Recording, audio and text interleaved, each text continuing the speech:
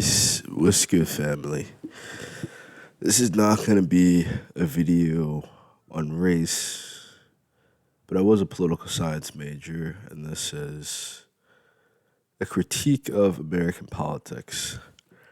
The Middle Nation just released a video, The Pathology of America, Dehumanization, Greed, and the Decline of Empire.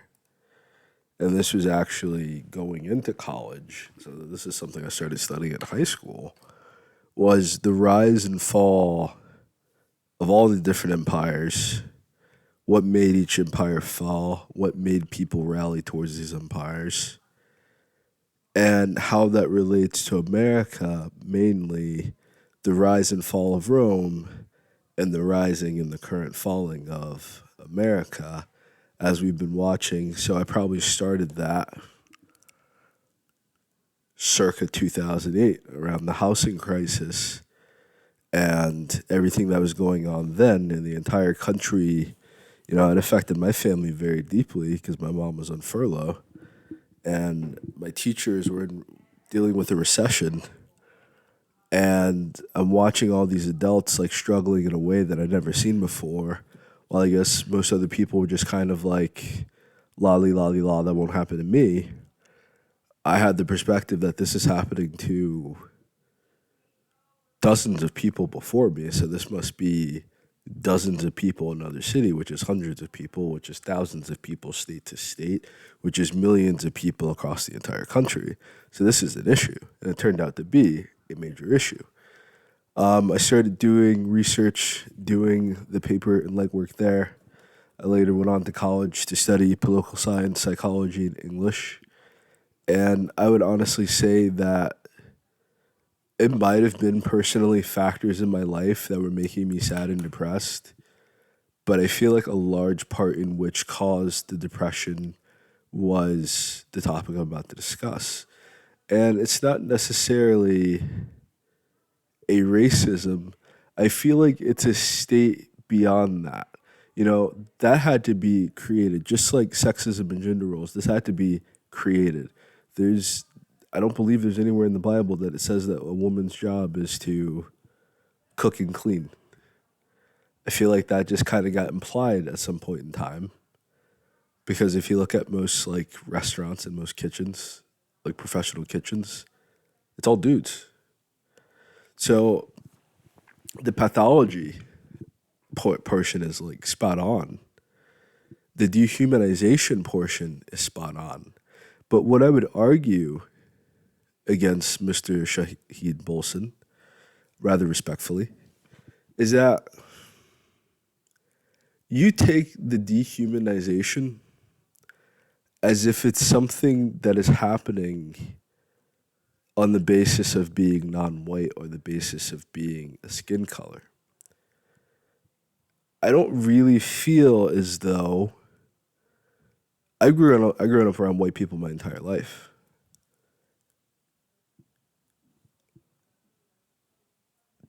I feel like to fully embrace and address the idea of slavery as he discusses in this, and the dehumanization of the African slaves, Hebrew slaves, Native American slaves, as he says, is to the further dehumanization of entire nations, as he says.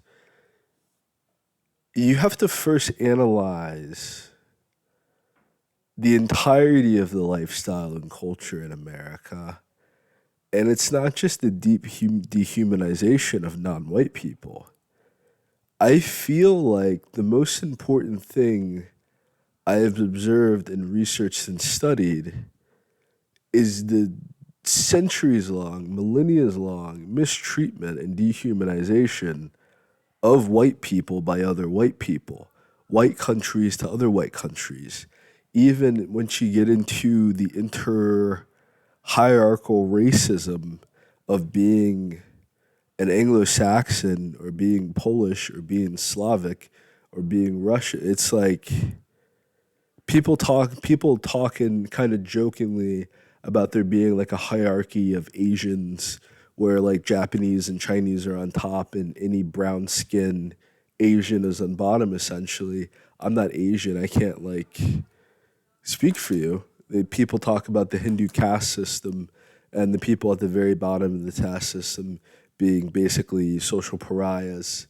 I'm not Indian. I can't talk about that. I am an American, and I have lived largely under the influence of a largely Eurocentric populace, but not simply just a Eurocentric perspective and viewpoint from white people, largely a Eurocentric white superiority among other black people and among other non white people, propagating and elevating this system of racism to the point in which they identify so strongly with the negative viewpoints of black people, the negative viewpoints of their own kind, that they don't want to be who they are anymore. They want to be white like them. And that is perhaps the most destructive thing that keeps any movement from unifying, in any skin color from unifying. Because if you are first leading, if first the superiority of your adjacency to whiteness is going to make you feel superior to all these other people within your group, then you have to get into the interrelational or interracial relationships between all non-white groups and how non-white groups treat each other. The dehumanization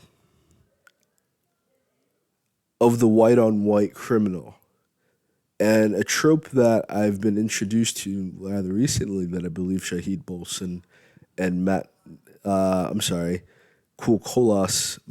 Nicholas Colas might appreciate, is the trope of the noble white criminal. What he described in the mindset that the West carries on is this pervasive narcissistic sociopathy that we see many American citizens possess. American citizens do not learn their history, even at a pretty high advanced level. The demand to be a good American citizen is more important than knowing, speaking, or even understanding or let alone overstanding the truth. The amount of American citizens that try to convince young children you don't have to get a college degree to join the military, justifying, yeah, the fucking movie American Sniper. It was the most racist shit I've ever saw, but I saw it in a car full of white guys, and they thought it was the greatest thing they've ever seen because they have no scope of life outside of America.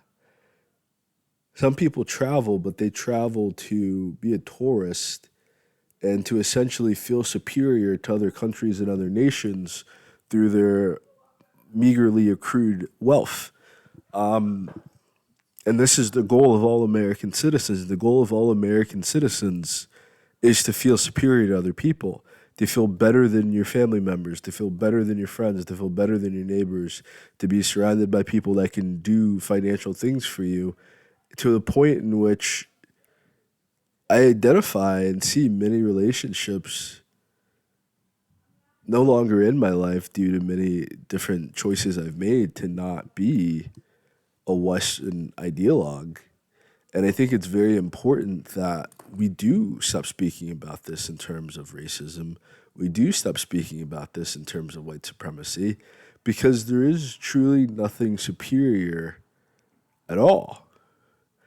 I feel the greatest strength that they possess is that they have very high group esteem. And that's it. Living the lifestyle that I live is simply just they help each other because they're white and they don't help you because you're not. I'm not saying that other groups of people need to adopt that mentality because a grand majority have already. And they identify very strongly with Western ideology. Identify very strongly with capitalism. They identify very strongly in the benefits that accrue of being either willfully blind to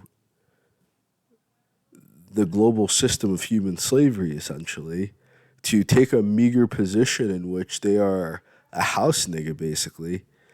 And it's it. You just got a nation of people that would rather their children be house Negroes than to be field Negroes, rather than fixing the conditions of the field Negro, you know? We just hope that we don't end up in prison. We just hope that we don't end up in poverty. We hope that we don't end up in need of welfare or be homeless.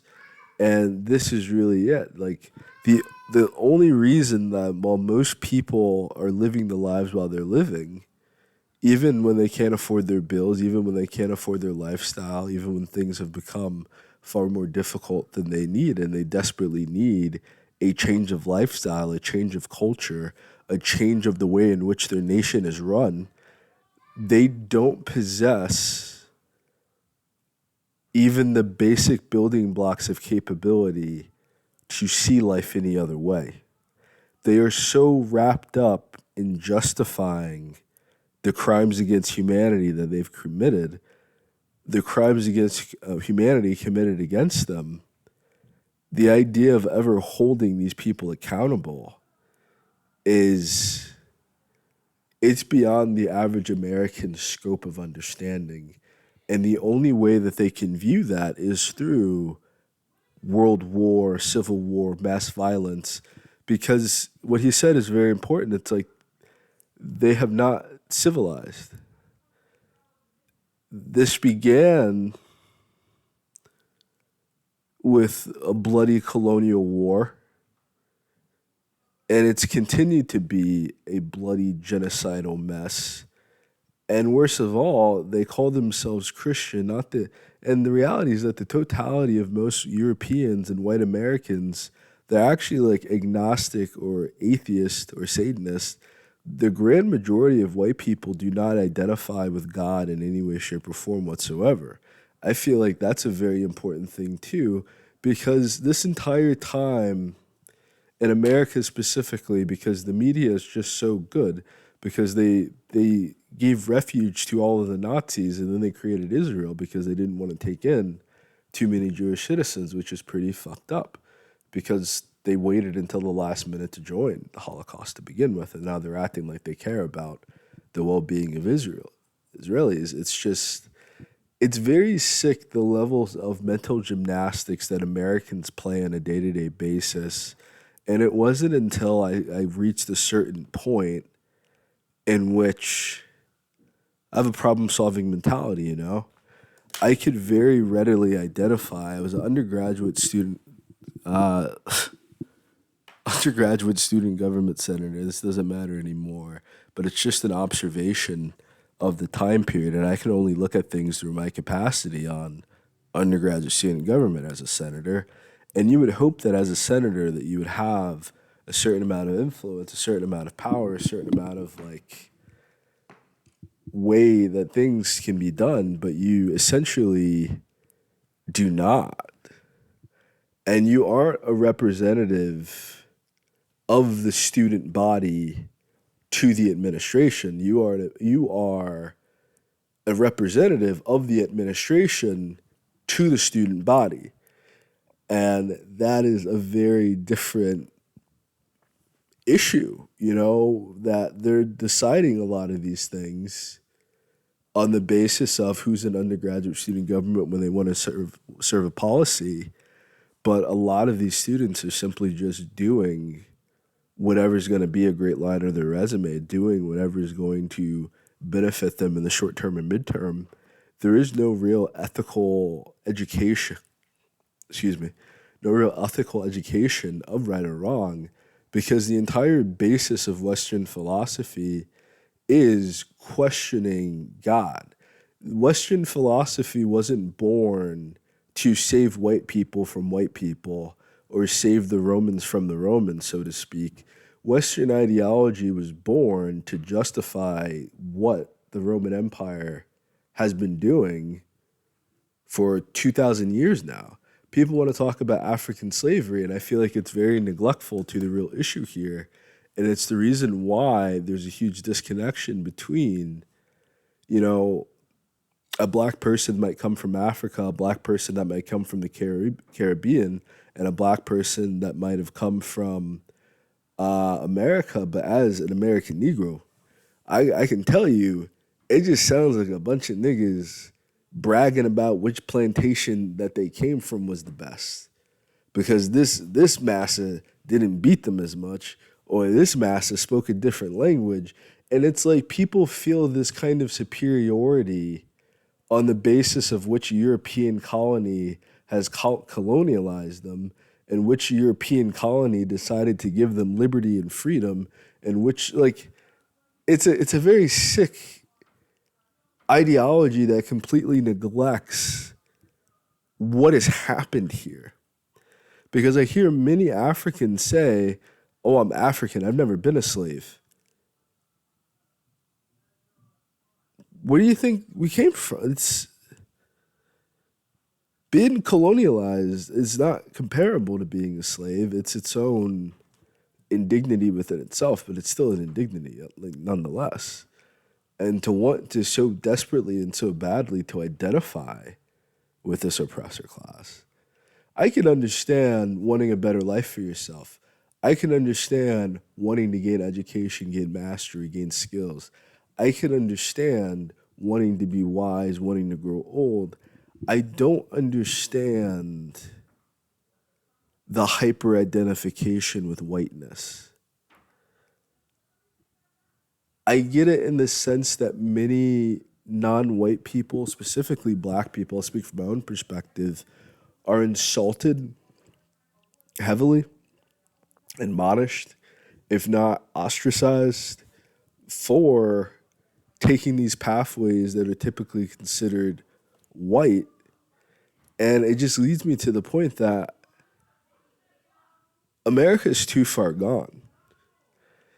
We're hoping every 4 years that some psychopath or some sociopath cares just enough about other people rather than the people that are paying them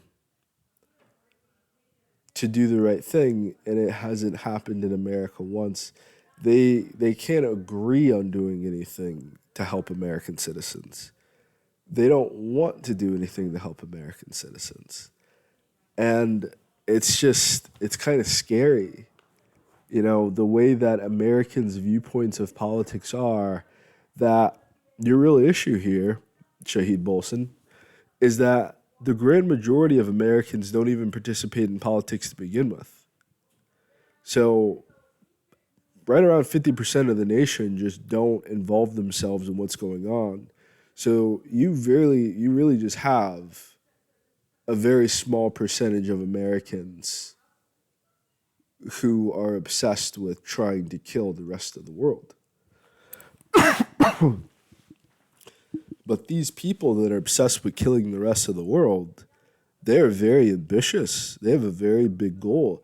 Their goal isn't to just grow old and take care of their family. Their goal is to feel this kind of compensation for being born with a lot of genetic malformities and abnormalities, and having a non-functioning sexual reproductive item that is making their entire color, race, essentially go extinct without any involvement of world, just God's law, just the God's wrath to white people is eventually white people are not going to exist. It's going to be an echo in the wind.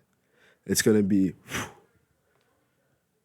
and the only white people that would exist are biracial people who were the last traces of their kind. And it's kind of scary to think about because it seems like they're aware of this and their disbelief in God is so strong is that they essentially are aware of their fate and they're just trying to bring as many people down with them as possible. They're trying to get away with the grift as long as possible. And I don't think America is superior to other people. I feel like what has happened here is that the noble white criminal has just duped the entire world. And instead of being able to see this noble white criminal for who he is, despite the horrific things that he does it so gallantly. Despite the massive amount of global manipulation, but he's so charismatic. It's like professional wrestling. I love the comparison to professional wrestling and politics. It's all kayfabe. But you get guys who are really about that business, and they just never get the same attention and spotlight as the guys who just are full of shit. I feel like even in his heart, the way that Shahid Bolsen speaks of the West, he still has an astounding amount of optimism that social and mental and basic psychological conditions and sociological conditions will advance and change in the West, if not in his lifetime, within like his children or grandchildren's lifetime or their children. I don't think it's ever going to happen in the West because too many people identify with completely turning a blind eye to crime. There's a story in New York about a young woman, and this is a story of diffusion of responsibility that has really completely captured the West. And it's the reason why the West operates the way that it does. There was a young woman in New York who was walking home, and then she's being stabbed. The particular thing about this is that this was New York in the middle of the summertime. New York in the middle of the summer is scorching. So you have people outside, you have people with their windows open, you have people walking by, and this woman is screaming and crying for dear life and help, and not a single person helped her, not a single person called 911, and when they were interviewed, it was because they thought somebody else would do it. Those who are not active racist white supremacists, it's beyond the point of just agreeing with racist white supremacy. They have no interest, they have total apathy to any victim of America. They have total apathy to any victim, period. They have really inoculated themselves to believe that what they have done is justified, what they have done is righteous, what they have done. A lot of these people would even call themselves Christian. And it has personally brought in a lot of questions to me about the ideas of that and many of the things, because I do believe in God. I do highly, highly believe in Hashem Allah. And I just don't feel like what America has done, what it does, and then most importantly, because things happen, there's two sides to every story. Doing absolutely nothing to either learn from those past decisions and change the behavior, or even changing the attitudes and mindsets that created the behavior to begin with. There's a certain sector of Americans that will tolerate your existence if you're a non-white person, and the way that they applaud themselves for that is really, really the issue for me, is really the reason why I say America's too far gone, is that racist white supremacy is the eagle, you know. The racism part is the system of oppression, the institutions of oppression, the policies of oppression that keep people in a perpetuate state of chasing its tail, being a hamster on a wheel. The other side of that is supremacy, which is not, which is a completely subjective concept. While the concept of racism has an objective meaning that people bastardize and misuse because they don't ever want to live in a state of inequality to non white people. So there will always be the supremacy wing, which is the media, which is the mindset shaping, which is social media, which is the news media. Basically, how you get to tell the story to either be a perpetual victim or how you tell the story to constantly view yourself as the hero no matter what kind of crimes against humanity that you commit. What we're facing here is people who have been pecked apart, ripped apart by its talons, eaten, and are half alive, grateful that it was either a quick death by racism or that they got to live another day due to supremacy. It's two wings of the same eagle. The Democrats and Republicans are two wings of the same eagle. You're either going to meet white people who are in direct competition with you, who do not want to compete with you fairly, and they will utilize and abuse and do anything possible to get one over on you, and that is racism. And then there are other white people that have the ability to help you. They have the ability to change literally the entire world. They have the ability, they have the finances, they have the resources, they even have the skills and knowledge to improve the world dramatically, and they refuse to because they need someone to feel better than. And the only reason why they have the mass assortment of resources allocated as they do is that instead of helping people, they completely hoard their wealth and they train other people to hoard their wealth. So everyone has become an individualistic hoarder who has things rather than relationships. People have corporations, and the corporation is more human than the people that work for the corporation. The West is too far gone, and I feel as though Shahid Bolsen has far too much just optimism.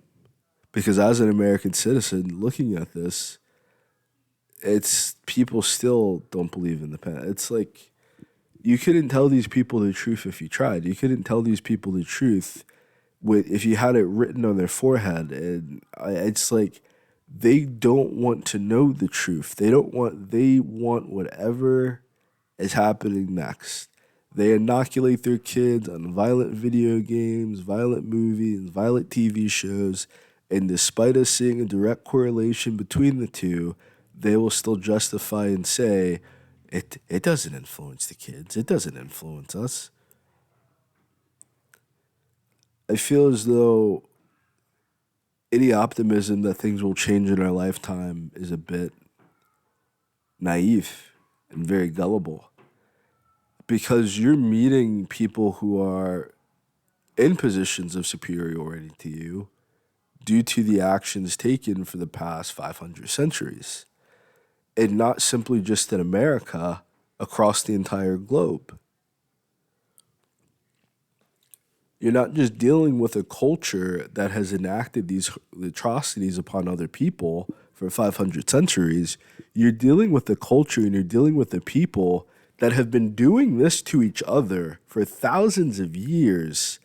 And within thousands of years of research, of study, do you know how many philosophy majors suck the dick of Socrates and they read they read all of Camus, they read all of Kierkegaard, they read all of these freaking like white theologians and white philosophers, and they still can't tell it's bullshit. Because when they read this stuff, they're not reading it with the eye of, let me understand this. They don't need to understand a single word that's in the book. Because they're atheists, because they're Satanists, because they're agnostic, any book they pick up is like the Bible for them. They make any of these books their Bible. And just like with the Bible, just like with the Quran, just like with Torah, many people will claim identity without a single lick of understanding whatsoever of their belief system, of their political ideology, of even the words that they use at times. And you're dealing with a system in which these people have manipulated the words, they've manipulated morality, they've manipulated ethics, they've lied to themselves so much over so many centuries and so many millennia in order to keep doing what they were doing. You're dealing with something that is far too gone.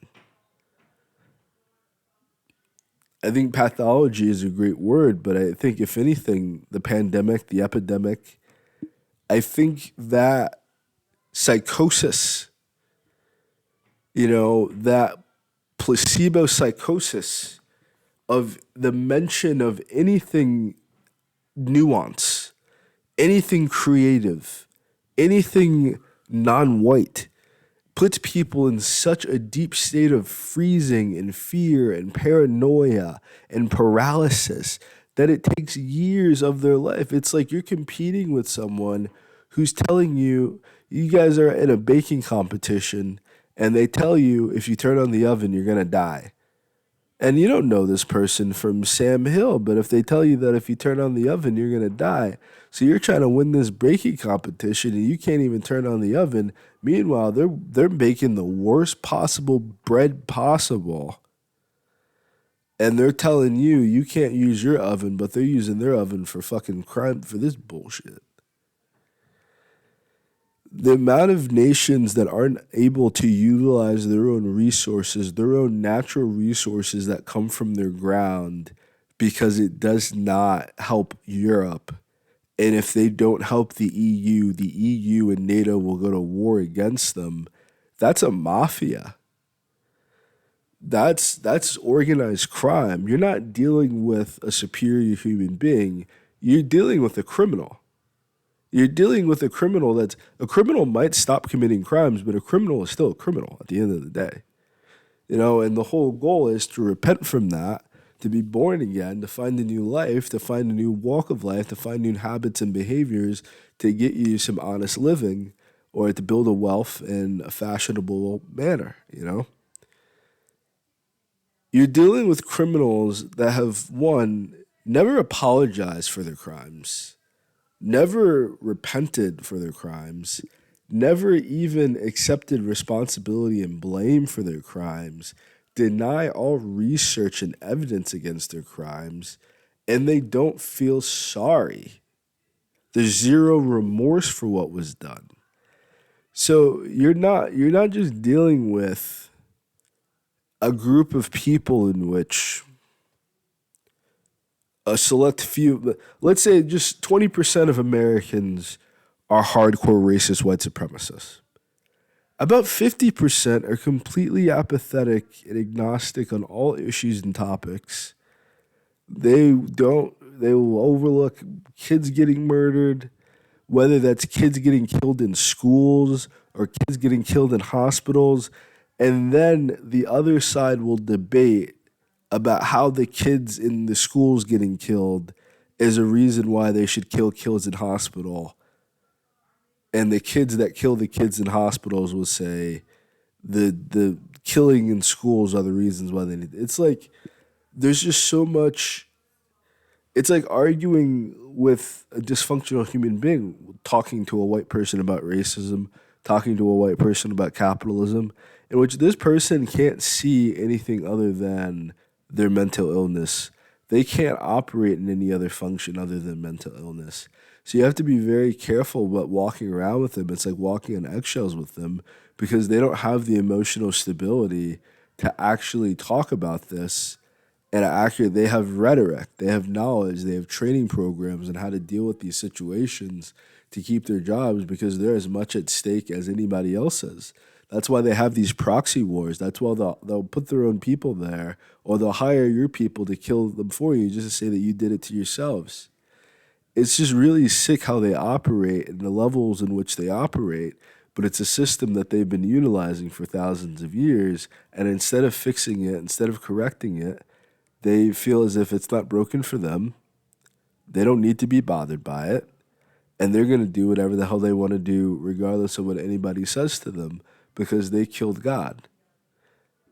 And the audacity and just the arrogance to have an entire culture steeped within the logo, God is dead and we killed him. I feel like you left God on 1 HP. And if you thought you killed him, you should have looked for the body or something. Because he's alive and he's well. And I just feel sorry for y'all. I feel sorry for whatever comes next for white Americans because you bombed the Middle East and they're still there. You tried to kill every single Palestinian and they're still there. You tried to kill all the Native Americans and they're still there. You tried to have a genocide against black Americans. You tried to destroy black Americans and we still broke through the cracks. You're not as good as what you do as you think. If you ever played Civilizations, getting a domination victory is the most difficult victory that you can obtain. It is much easier to get cultural or religious victory.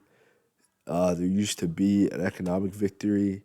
Americans really aren't that educated to be the technical victory.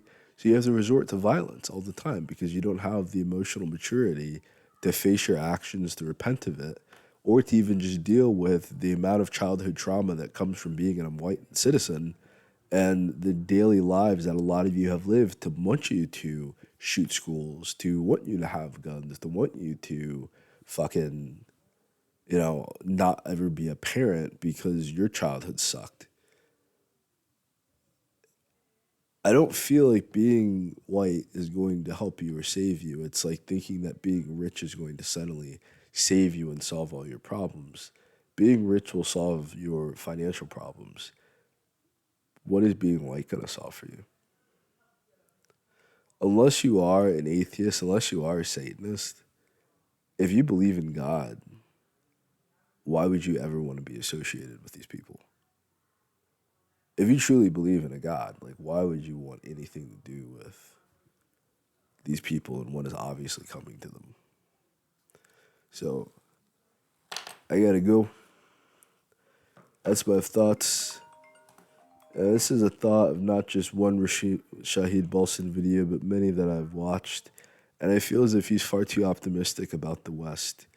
And he holds far too much hope for the West. And it's never gonna happen, man. They're never gonna be able to reach that point because what you're dealing with now is a generational curse and the narcissism and the just lack of respect for life that white people have is so innate to who they have become.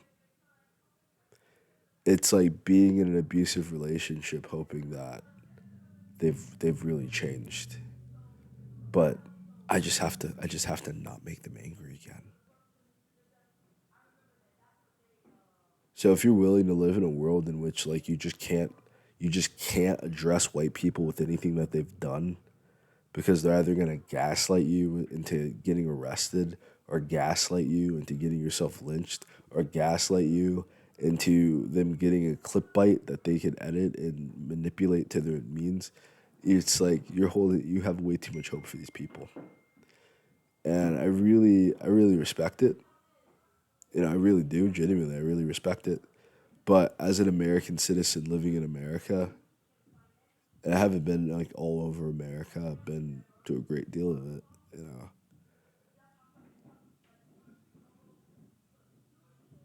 they're too far gone.